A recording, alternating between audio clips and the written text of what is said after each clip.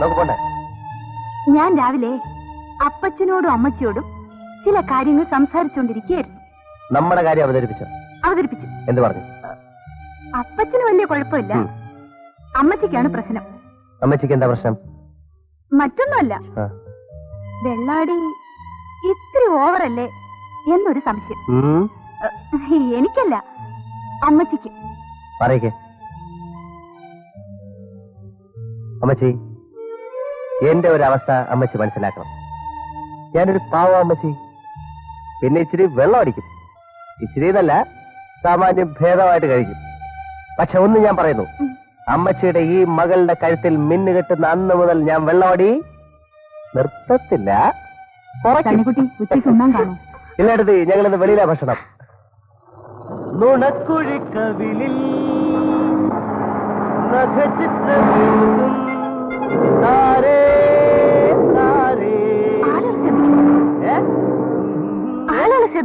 ശ്രദ്ധിക്കട്ടെ. അതിനെന്താ? എന്തിനായിരിക്കണം?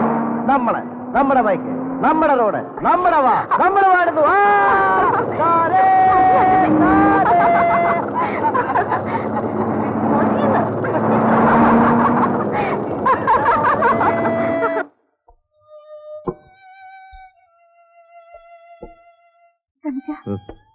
ഇത് ബാറല്ലേ? അതെ. കുറച്ച് കൂടുന്നുണ്ട് കേട്ടോ.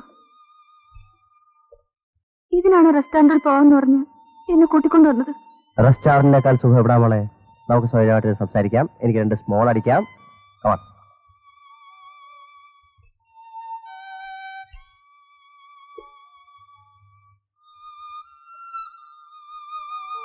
വളരെ ക്വയറ്റല്ലേ ഇവിടെ?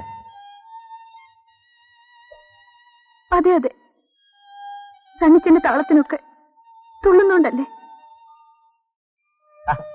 എന്താ ഇത്? എന്നാ വേണ്ടപ്പാ? വേണ്ട, കഴിച്ചോളൂ. 2 ലാർജ് വിസ്കി. നിനക്ക് ഓറഞ്ച് ജ്യൂസ് പോരെ? ഒരു ഓറഞ്ച് ജ്യൂസ്. സാറേ, ഐ എം സോറി. സാരമില്ല, സണ്ണിച്ചന്റെ ഇഷ്ടമല്ലേ? നോക്ക്, ഈ പ്രേമിക്കുന്നതിന് 2 രീതികളുണ്ട്. ഒന്ന്, എന്താ പറയാ, ഈ പൂക്കളും കാറ്റും പോലെ, ഗാനവും സംഗീതവും പോലെ, വളരെ റൊമാൻറ്റിക് ആയിട്ട്. നമുക്കൊരു വീട് വേണ്ടേ? ബ്ലൂ നിറമുള്ള കൊച്ചു വീട്. അവിടെ ഫേർണിച്ചർ ഒന്നും വേണ്ട കേട്ടോ. അതെന്താ? ഫേർണിച്ചറൊക്കെ ഇട്ട് കഴിഞ്ഞാൽ ഒരുപാട് പേര് കാണാൻ വരും, നമ്മളെ ബോറടിക്കും. നമുക്ക് അതിനൊന്നും സമയമില്ലല്ലോ. പിന്നെ നമ്മുടെ മുറിയില് എല്ലാ മ്യൂസിക്കൽ ഇൻസ്ട്രുമെന്റ്സും വേണം. പിന്നെ ഒരു കാര്യം വേണം, 3 കുരങ്ങന്മാര്. 3 കുരങ്ങന്മാർ? അത് വേണോ? ആ, നമ്മൾ കാലത്ത് എഴുന്നേൽക്കുമ്പോ ആരെങ്കിലും കണ്ടൊന്ന് കാണിക്കണ്ടേ? വീടിന് പേരിട്ടു? പേരൊക്കെ എന്നെ ഇട്ടു. പാരഡൈസ്, സ്വർഗം. ആ, വീടിനൊരു പോർട്ടിക്കോ വേണം. നമ്മുടെ 3 സീറ്റർ കാർ ഇടാൻ. 3 സീറ്റർ കാർ? 2 സീറ്റർ പോരെ? അപ്പൊ നമ്മുടെ മോനോ? അതൊരു രീതി. ഇത് എന്റെ രീതി, എന്റേത് മാത്രമായ രീതി. സകല തൊട്ടിത്തരങ്ങളുമായി പ്രേമിക്കുക. കാമുകന് ചാർമിനാർ സിഗരറ്റിന്റെ ഗന്ധമാണല്ലേ. ബാറിലിരുന്ന് കൊച്ചു വർത്താനം പറയുന്നതാണ് അനിഷ്ടം. ഇതെല്ലാം സഹിക്കുന്ന പരിശുദ്ധയായ പെൺകുട്ടിയെ അവൻ പരസ്യമായി കെട്ടിപ്പിടിക്കും. ചുരുക്കത്തിൽ ഒട്ടും റൊമാൻറ്റിക് അല്ല. അച്ഛൻ സമ്മതിക്കുന്നുണ്ടല്ലേ? സമ്മതിച്ചില്ലേലും ചെയ്യും. എല്ലാ കാര്യത്തിലും എന്ന പോലെ ഇക്കാര്യത്തിലും എന്റെ ഔട്ട്ലുക്ക് എന്റേത് മാത്രമാണ്. താര എല്ലാ റിലേറ്റീവ്സും എതിരാ. ഞാനൊരു സിനിമ ഡയലോഗ് പറഞ്ഞോട്ടെ. ആരൊക്കെ എതിർത്താലും എന്തൊക്കെ സംഭവിച്ചാലും താര എന്ന സുന്ദരിയെ സണ്ണി എന്ന ഈ പോക്കിരി കെട്ടിയിരിക്കും.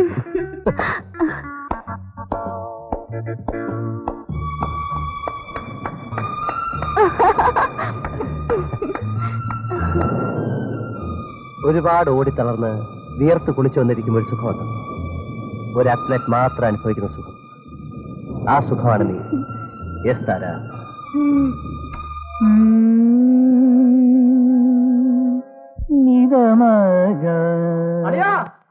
ഇത്തവണ ഞാൻ പൊങ്ങി. റിസൾട്ട് അറിഞ്ഞോ?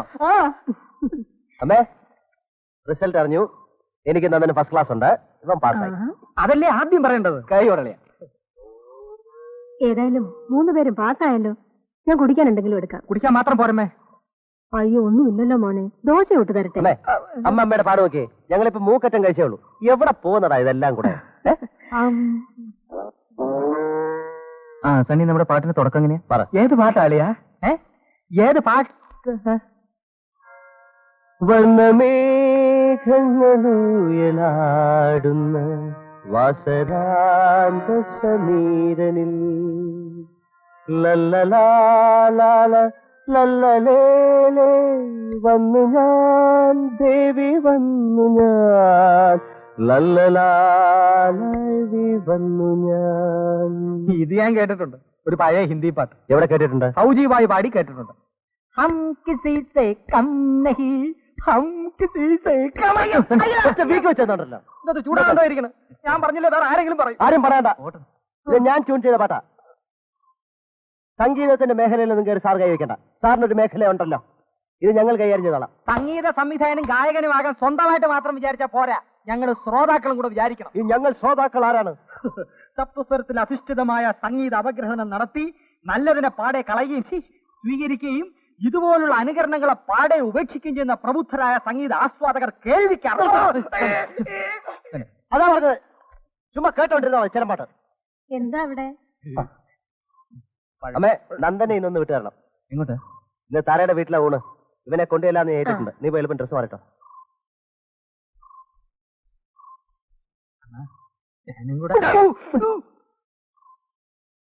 അണ്ണനൊന്ന് പാട്. നിന്റെ ഫൗജി ബായുടെ പോയി കേട്ടാ മതി, എന്റെ അത് കേക്കണ്ട.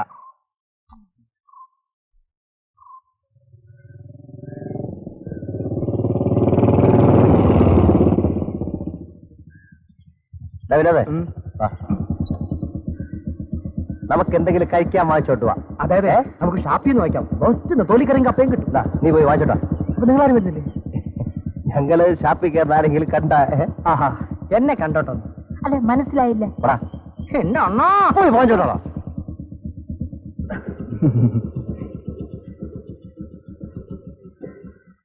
ഇതൊക്കെ ആണെങ്കിലും പാസ്സായപ്പം വല്ലാത്തൊരു റിലീഫ് അല്ലേ അളിയാ? ഇനിയോ? ഇനി ഒരു ജോലി സംഘടിപ്പിക്കണ്ടേ? എന്നെക്കാളും നിനക്കായിപ്പോ ജോലിയുടെ ആവശ്യം. എന്റെയും താരയുടെയും കാര്യത്തിൽ പ്രശ്നമൊന്നുമില്ല. It is confirmed. നിന്റെയും ദേവിയുടെയും കാര്യം അതുപോലല്ല. ഞാൻ കേട്ടെടുത്തോളം ദേവിയുടെ അച്ഛൻ ഇക്കാര്യം അറിഞ്ഞിട്ടില്ല. എന്നാലും അറിയിച്ചല്ലേ പറ്റൂ. അതൊരു ജോലി കിട്ടിയിട്ടാവുമ്പോ. മറ്റതില്ല. മറ്റതില്ല. എന്തോന്ന്? കപ്പയും മീനും. എന്തോന്ന്? കപ്പയും മീനും. നീ അടിച്ചാ? പിന്നല്ലാതെ. ഞാൻ അങ്ങോട്ട് കയറി ചെന്നപ്പോ അവിടെ ഇരുന്നവരെല്ലാം എന്നെ വിനോദേ വിനോദേ എന്ന് വിളിക്കുന്ന പോലെ തോന്നി. എനിക്കാണെങ്കിൽ ഒരു സഭാകമ്പം. സഭാകമ്പം. അപ്പൊ ഞാൻ 2 പൊടി വാങ്ങിച്ചടിച്ചു. എന്നിട്ട് സഭാകമ്പം മാറിയാ? മാറിക്കൊണ്ടേയിരിക്കുന്നു. ഞാൻ വരുന്നില്ല. അവനെ നടക്കിരുത്തിയാ മതി. കേറിക്കോ. നീ ആരടുത്ത് ചോദിച്ചോണ്ടോ അടിച്ച്?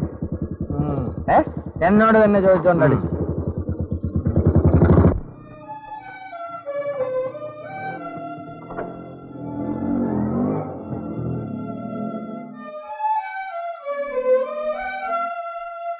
റിസൾട്ട് അറിഞ്ഞോ? ഇവിടെ രാവിലെ അറിഞ്ഞു മോനെ. ഇത്രയും നേരം കാത്തിരുന്നിട്ട് പിണങ്ങിയിരിക്കുക ഒരാള്.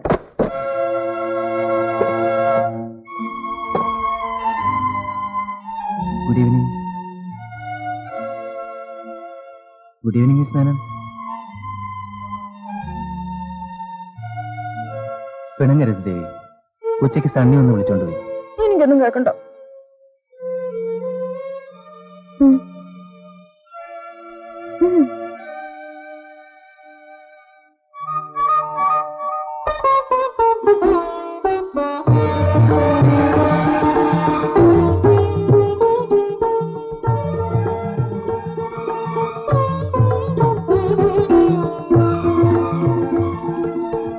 നാളെ ഇത് കൊടുത്തോണ്ട് നമുക്ക് അമ്പലത്തിൽ പോണം. മോളെ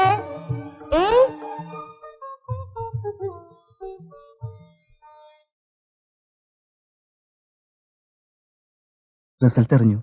അത് പറയാൻ വന്നതാ. ദേവി എവിടെ? മോളിലുണ്ട്.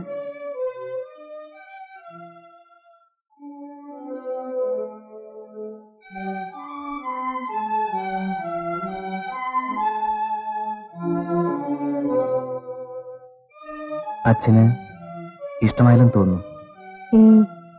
ഞാൻ പറഞ്ഞതാ. 2 പുഷ്പാഞ്ജലി, ദേവി മകം, നന്ദൻ അവിട്ടം എല്ലാ വെള്ളിയാഴ്ചയും മുടങ്ങാതെ കഴിക്കണം. ശരി. Congratulations Nandan. Thank you sir. Class ഉണ്ടെന്ന് അവൾ പറഞ്ഞറിഞ്ഞു. 2 ആളുകൾ വന്നുള്ളൂ. അല്ല, അമ്മയുണ്ട്. ആ നമസ്കാരം സാർ. നമസ്കാരം. നന്ദൻ അറിയില്ലേ? പിന്നെ ഈ കൂടുതൽ അറിയാൻ പോകുന്നല്ലേ ഉള്ളൂ. ദേവിയുടെ അനുഗ്രഹം കൊണ്ട് എല്ലാം മംഗളമായി തന്നെ നടക്കട്ടെ. വരട്ടെ. എന്നാ ചെന്നാട്ടെ. വരട്ടെ. ഇനിയിപ്പോ എന്തെങ്കിലും പുതിയ ബിസിനസ് ഒക്കെ നോക്കണേ. അല്ലെങ്കിൽ നിൽക്കാൻ പറ്റില്ല. ടാക്സിന്റെ കാര്യങ്ങളും പ്രശ്നങ്ങളൊക്കെ ഉണ്ട്. Good evening to all. Hello Menon. ഉത്തരവാദിത്വങ്ങൾ ഓരോന്നായി തീർത്തു വരികയല്ലേ? ഞാൻ ഇന്ന് രാവിലെ മിസ്സസിനെ മോളെയും കണ്ടിരുന്നു, അമ്പലത്തിൽ വെച്ച്. നമ്മുടെ നന്ദനും ഉണ്ടായിരുന്നു. കൊള്ളാം, നന്ദൻ നല്ല പയ്യനാ, ദേവിക്ക് ചേരും. അതെ അതെ അതെ അതെ. ഇതൊക്കെ ആര് പറഞ്ഞു? അവൾ പഠിച്ചുകൊണ്ടിരിക്കല്ലേ? അല്ല, വീട്ടിൽ ഇങ്ങനെ പറയുന്നത് കേട്ടു. മേനോന്റെ മിസ്സസ് പറഞ്ഞെന്നാ അവള് പറഞ്ഞത്.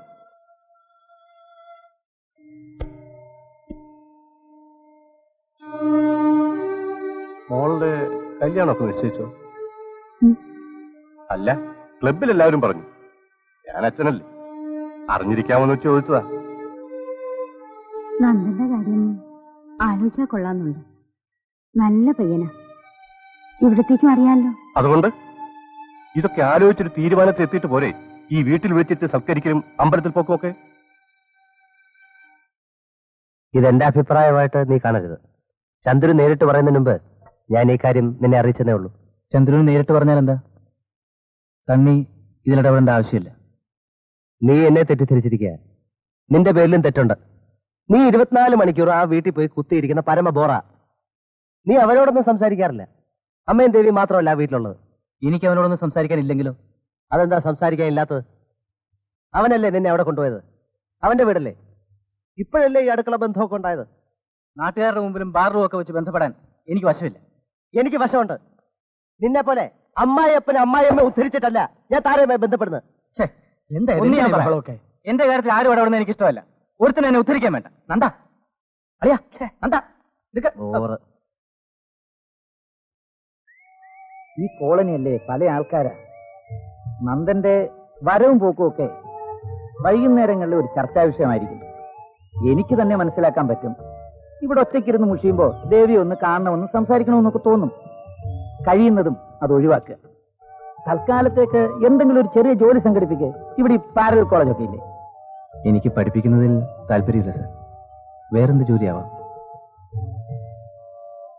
വേറെന്ത് ജോലിയാ?